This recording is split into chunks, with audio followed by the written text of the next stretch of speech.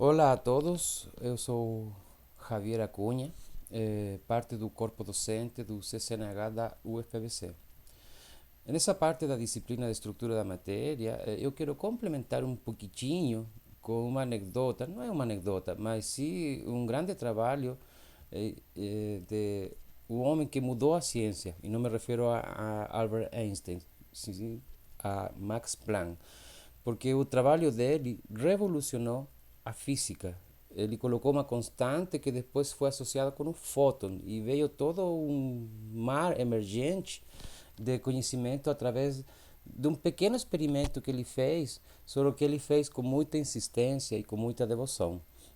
E esse trabalho sólido, seguro, mesmo que seja um experimento pequenininho, ele pode trazer uma grande informação à física e ao mundo, tá? Então, vamos dar uma revisada em como que Max Planck ele conseguiu encontrar uma brechinha em um experimento relativamente simples. Tá. Max Planck foi um físico alemão, físico matemático, né? Ele vinha de uma família bastante erudita, no sentido de que ele teve vários antepassados que eram professores universitários. Então, era de se esperar que o trabalho dele já tivesse uma certa cultura. O trabalho dele, ele foi muito insistente. Eh, Mesmo que ele não acreditasse muito nas consequências de sua teoria, porque ele era determinista e o mundo mostrou que, a princípio de incerteza, a física se virou indeterminista.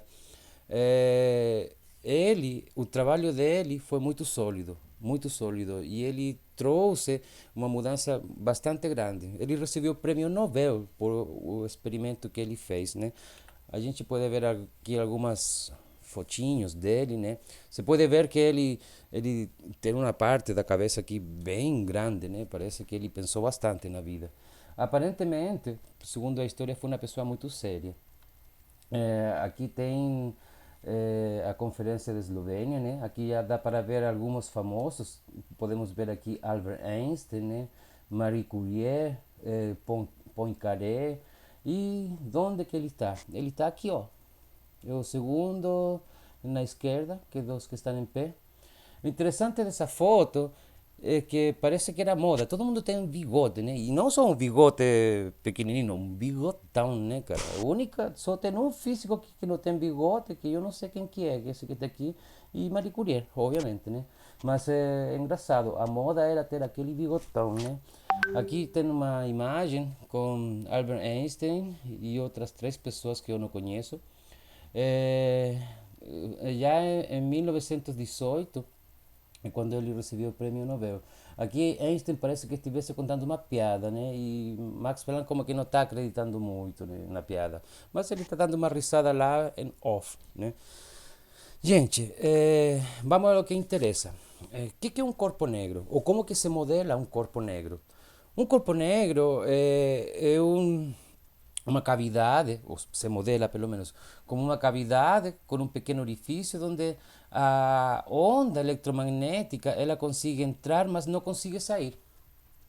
Esse é o modelo que a gente tem. Então, a onda entra, ela fica rebatendo dentro e fazendo transporte de energia. Então, a onda eletromagnética entra, mas não sai, né? E toda essa energia fica convertida em quê? Que não se pode perder, fica convertida em calor. Calor. Então, em princípio, não tem reflexão nem emissão de onda eletromagnética, mas sim tem uma emissão em radiância forma térmica, tá? O cientista gosta de fazer as contas, né? Então você faz um modelo e vai fazer a conta daquilo que está ali. Só que como o cientista gosta de se simplificar, a gente não faz a conta de um volume amorfo, né? Que não possa nem descrever. Faz um volume mais simples possível. O modelo mais simples é um quadrado, um cubo, na verdade, né? Esse cubo a gente imagina cheio de ondas eletromagnéticas, né? E de todos os comprimentos, todas as formas.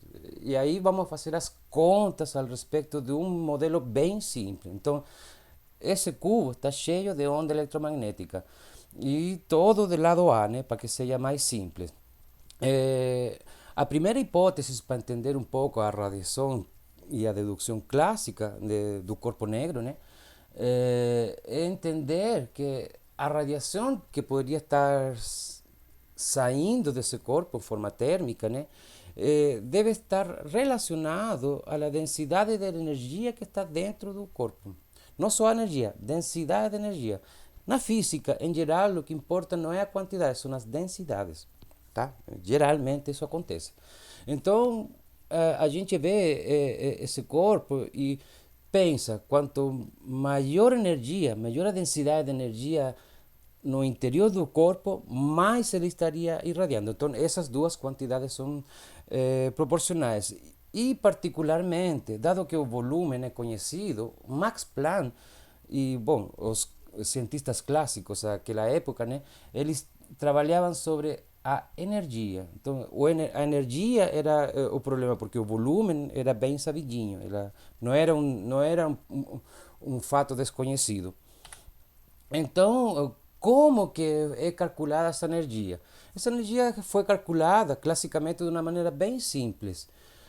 Tem energias de todos os tipos, tem ondas com pouca energia, ondas com muita energia, ondas com energia média, de todos os tipos de energia estão lá dentro da cavidade. Então seria mais simples eu multiplicar o número de ondas que estão lá dentro por a energia média. Então, se eu conhecer o número de ondas, eu conseguiria saber, através da teoria dos gases, né, a energia média, que é kT.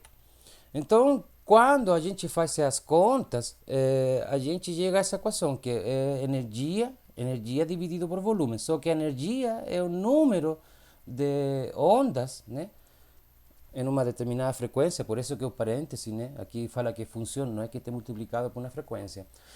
Então, número de ondas multiplicado por energia média. E essa dá essa continha que está ali. Agora, essa derivada que está aqui, ela, por enquanto, nessa disciplina, vocês ainda não conhecem a derivada nem a integral, né, que são entidades usadas como ferramentas na física, são ferramentas matemáticas. Né? Mas você pode entender a derivada como um infinitésimo. Eu tenho um, um, uma lava aqui, um pedaço de lava, né? Não parece um meteorito, mas é uma lava. Então, o que é o que faz o físico? O físico pega um infinitésimo que é uma derivada, né? Uma derivada de esse material, analisa as propriedades dessa infinitésimo e depois integra. A integral é a suma dos infinitésimos. Integra em todo o volume e assim contém a propriedade dessa lava. Já seja magnética, elétrica, la que for. Então, a derivada é um infinitésimo de algum elemento e a integral é a suma de todos os infinitésimos. Né? Então, basicamente isso. Por enquanto podemos esquecer essa derivada, a gente elimina ambos lados e o que a gente tem é basicamente isso.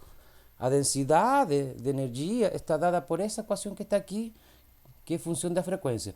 Como chegamos a essa equação? Não importa, é a dedução clássica, eu vou deixar as referências, quem quiser ir atrás. O importante é que essa é a fórmula de Hales-Young para a radiação do corpo negro, fórmula clássica, né? E que ela é uma função, a densidade de energia, é uma função da frequência, só que da frequência ao quadrado. E o que é I igual a x quadrado? É uma parábola. Né? É uma parábola. Então, em princípio, aqui é a teoria clássica, é uma parábola que passa por zero, só está mostrando os positivos, mas se mostrasse os negativos seria uma parábola. E essa curva sólida é o resultado experimental. Então, havia uma grande discordância em o resultado experimental e o resultado teórico que predecía uma parábola. Ela só acertava para frequências pequenininhas. Essa gráfica que está aqui, a gente pode ver ela desde outra cara, escrita como função do comprimento de onda. Lembrando que a frequência e comprimento de onda são duas caras da mesma moeda para uma onda. São duas caras da mesma moeda, porque elas simplesmente estão relacionadas através da velocidade da luz. São a mesma coisa, só que é diferente. Mas as duas gráficas são idênticas, então essa é a inversa da outra. Lembrando que elas estão relacionadas, né?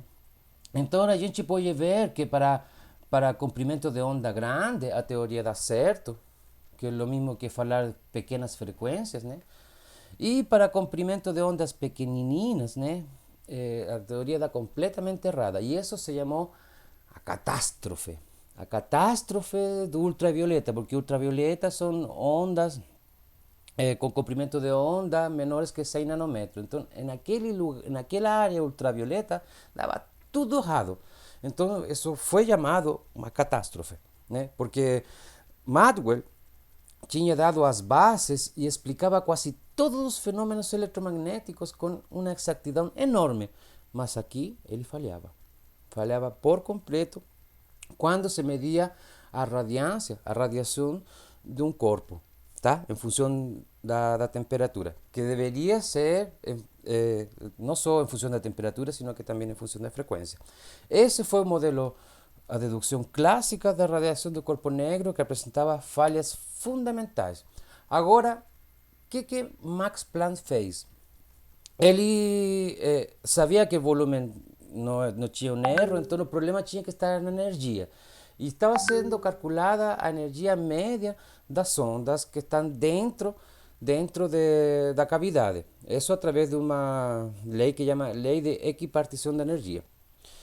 Então, experimentalmente, Max Planck sabia que ele tinha esses fatos que não podia não ver. Tipo, esses fatos tinham que se cumprir. Quando falávamos de frequências pequenas, quando a frequência vai para zero, o modelo se comporta joia. E isso que significa que talvez naquele lugar a energia se fosse kT, como predecia a dedução clássica. Porém, quando eu fosse a energias grandes, muito grandes, não era kT. A energia tinha que ser zero, porque a curva experimental falava que ela tinha que ir para zero, a energia. Então, a gente pode resumir esses fatos experimentais que qualquer teoria deve explicar, falando o seguinte: quando a frequência vai para zero, a gente pode assumir que a energia média é kT. Tá certo? Mas quando a frequência for para valores muito altos, a energia tem que ir para zero. Quem fala? A física experimental. Não podemos contra isso. Isso é um fato que agora tem que ser explicado. Então, agora vamos entrar talvez na parte mais complicada, mas eu vou tentar fazer ele bem simples. Então, Max Planck resolveu analisar com mais detalhe como é que é calculada essa energia média através da lei de equipartição da energia, né? E ele calcula através de duas integrais. As duas integrais, lembra, um infinitésimo, uma derivada é um infinitésimo, a integral é uma soma de todos os infinitésimos. Através do valor médio da energia dividido pela suma das probabilidades. Esse valor daqui embaixo, essa integral de baixo, é a suma de todas as probabilidades, e esse valor é 1. Essa é uma propriedade da matemática, que se eu somar todas as probabilidades de encontrar a partícula em todo o universo, seja qual seja a derivada, as chances é 1, a chance final é 1. Como que eu entendo aquilo? Imagina esse quarto que está aqui. E eu vou falar que eu tenho alguma partícula escondida nesse quarto. Só que agora eu vou dividir esse quarto, esse volume, né, muitos de centímetros cúbicos. Vou dividir em centímetros cúbicos. E eu vou, em cada centímetro cúbico, eu vou ter a probabilidade de achar o quarto. Se eu procurar em todo o quarto, procurar seria integrar em todo o volume, a chance de encontrar a partícula é 100%. A partícula está escondida nesse quarto.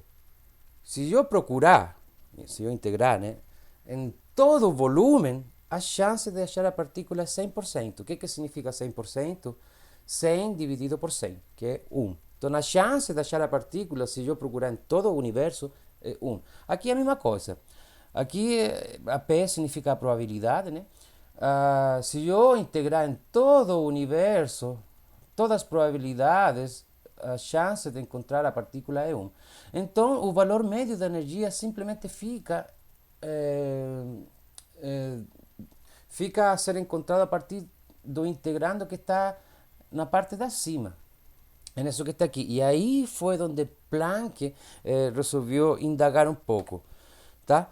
Bom, o resultado final dessa integral, a integral de acima, é justamente KT, que é a lei de equipartição de energia, né?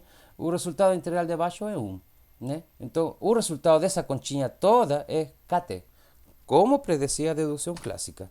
Mas vamos a ver esse valor que está aqui, E multiplicado por a probabilidade de encontrar E, onde é a energia, que é essa gráfica que está aqui. Então, em princípio, a área abaixo da curva, vocês vão ver que em cálculo, quando tu integra, a área abaixo da curva é a integral de toda essa suma, é uma suma de infinitésimos. Como que se encontra essa área? São infinitésimos, linhas infinitésimas, infinitesimalmente finas, né? Uma do lado da outra, uma do lado da outra, então você vai somando a altura. Então, o que sabia Planck? Planck sabia que ele tinha que encontrar a resposta para a frequência. Que a frequência dizia que quando ela ia para zero, a energia podia ser igual a kT, mas quando a frequência fosse para infinito, essa energia deveria ir para zero. Então ele precisava encontrar algo que respeitasse ou que lhe desse luz para entender aquilo, algo que se relacionasse com essa frequência.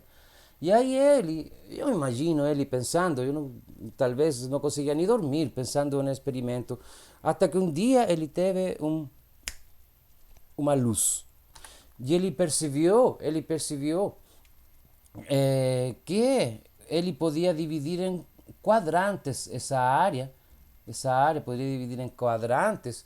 Então, quando esses quadrados, retângulos, né, colunas, elas fossem de uma largura bem pequenininha,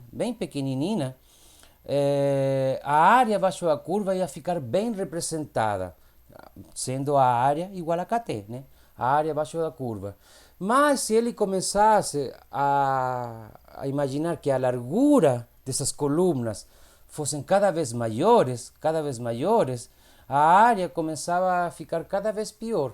E não só pior, sino que quando essa largura da área fosse extremadamente grande al ponto de que ele pegasse já a curva experimental lá embaixo em zero, a altura dessa coluna ia ser zero. Quando a largura da coluna fosse muito grande, fosse infinito, aqui está agrandando. Então, quando essa largura fosse muito grande, a altura seria zero. Então, a área abaixo da curva também seria zero. Então, o que aconteceu? Ele encontrou uma quantidade que quando pequena, a área abaixo da curva dá kT, e quando ela é muito grande, a área abaixo da curva dá zero, né? Aí ele supôs que a energia talvez não fossem linha uma do lado da outra, com largura infinitesimalmente pequena, tal que a área ficava muito bem explicada, senão que ele tivesse valores discretos, ΔE, largura dessas colunas, desses quadrantes que estão ali, as larguras. Então, eles deveriam estar igualmente distribuídos, tal como se mostra aqui, nessa figura que está aqui no meio. Então, vamos ver o que aconteceu, Planck, quando ele teve aquela sacada. Ele encontrou uma quantidade que implicava que quando ela for pequena, esse delta E for muito pequeno, a área abaixo da curva, ela, que é a energia, a área abaixo da curva, tendia a ser kT. Mas quando ela for muito grande, a área abaixo da curva tendia a ser zero. É um modelo matemático. Ele teve uma sacada matemática. Então, basicamente, o que ele encontrou, assim, modelo matemático, né? Que quando esse delta E fosse para zero, a energia, a área abaixo da curva era kT, e quando esse delta E fosse muito grande, a energia ia para zero. E vamos a comparar isso agora com o que ele já tinha como uma hipótese de fatos experimentais. Observem como esses dois quadrantes, esse que está aqui, se parecem. Eles não se parecem, eles são iguais. São iguais. A única diferença é que aqui eu tenho delta E e aqui eu tenho frequência. Então, o que saca com isso? Que esse delta E deve ser proporcional à frequência. Não tem outra explicação. Então, Planck assumiu que essa frequência estava relacionada intrinsecamente a uma variação de energia. Ele não sabia naquela hora que ele estava dando origem a uma revolução na ciência. E que hoje em dia, se não fosse por aquela equação, a gente não teria o celular. Tá? Depois, 20, 30 anos depois, esse delta E estaria associado com a energia de um fóton, que naquela época nem se conhecia esse conceito, né? Foi só Einstein depois, através do efeito fotoelétrico, que vocês vão ver também, que aparece esse conceito de fóton, né? Que é maravilhoso. Então, o que ele fez mais Planck, como é uma proporcionalidade, né? E vocês viram das outras aulas que quando há uma proporcionalidade, eu posso transformar essa proporcionalidade a uma igualdade através de uma constante da proporcionalidade. Aí, a medida de fazendo vários experimentos, vários pontos, tu consegue ter uma gráfica e deduzir esse coeficiente, né, que é o H, e ele chamou de H, né? Hoje em dia se chama constante de Planck, porque leva o nome dele. E tem esse valor que está aqui, que é um valor extremadamente pequeno em energia por segundo, ele é bem pequenininho.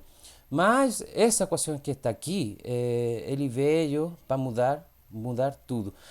Curiosamente, Planck e as consequências da teoria dele não eram de sua ideologia filosófica, e ele nunca entendeu muito bem e nunca quis se unir ao mundo indeterminista. Ele era da ideia de determinismo, igual que Einstein. Seguramente eram muitos amigos alemães, os dois, né?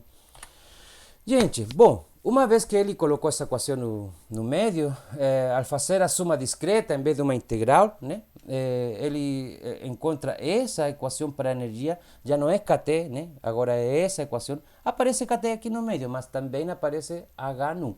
Né? Quem quiser ver como essa equação está feita, aqui tem a referência do livro Eisberg e Resnick, e vocês podem ver lá como é que ele é feita. Mas, fazendo as continhas, você vai chegar a essa equação que está aqui. E agora ele calculou a radiação de um corpo negro, ou a densidade de energia, né? Mas usando essa equação dele ao invés de kT, né? Então ele chega a essa equação para a densidade de energia, que se parece muito ao valor clássico, que é esse valor clássico que está aqui, né? Está nos primeiros slides. Só que o que acontece? O valor clássico, que é o que quedava? Ele dava essa equação que está aqui, né? Com que tinha a grande erro da catástrofe ultravioleta. E quando Planck colocou sua equação e foi a ver o resultado teórico comparado com o resultado experimental, observem os pontinhos aqui. Observem os pontinhos. Aí tu te para e bate palma, né, cara? Bate palma, porque isso é incrível. Quando uma teoria se adapta tão bem, mas tão bem, tão perfeitamente ao resultado experimental, tu não pode dudar da teoria. Não tem o que falar. O sea, quando você não precisa nem ser grande físico. Se seu experimento foi feito com muito detalhe, se você fez todo com muita devoção, com muita preocupação, o resultado fala para você, você não tem que rebatir. O próprio Planck não tinha como falar outra coisa, ele estava certo. Então a galera foi delírio, né? O sea, os físicos, porque aquilo resolvia algo que era a catástrofe, e ele resolveu de maneira linda. Observem como coincidem os pontos experimentais com a predição de Max Planck. Bom, gente, eu não quero ir muito além, é simplesmente uma explicação. Detalhes dessas contas estão feitas nos livros. Na área, na disciplina de física quântica, vocês vão ver isto mais em detalhe. Mas qual que foi a grande mudança? Que um sistema quântico interagindo, antigamente, ele podia ter linhas de energia, linhas, uma do lado da outra, infinitesimalmente pequenas. Mas a Planck viu que não podiam ser linhas, e sim saltos discretos, né, proporcionais a H nu. Gente, espero não ter avançado muito, espero não ter demorado muito nessa aula, espero meu sotaque não atrapalhe um pouco, mas o que esse senhor aqui ele fez foi incrível. E o mais incrível de todo, é que ele conseguiu pegar uma relação fundamental em um experimento que poderia ser simples. Então, qualquer experimento, por muito pequeno que seja, se ele é feito com muita devoção, com muita seriedade e muito bem feitinho, traz uma realidade para a física. E uno nunca sabe onde vai encontrar ouro. Então, gente, eu vou parar aqui a minha transmissão. Quero convidá-los a se interiorizar com a física, porque a física realmente está feita ao longo da história por pessoas formidáveis. Gente, continuem no próximo vídeo com os outros temas de estrutura da matéria. Tá bom? Tchau, tchau.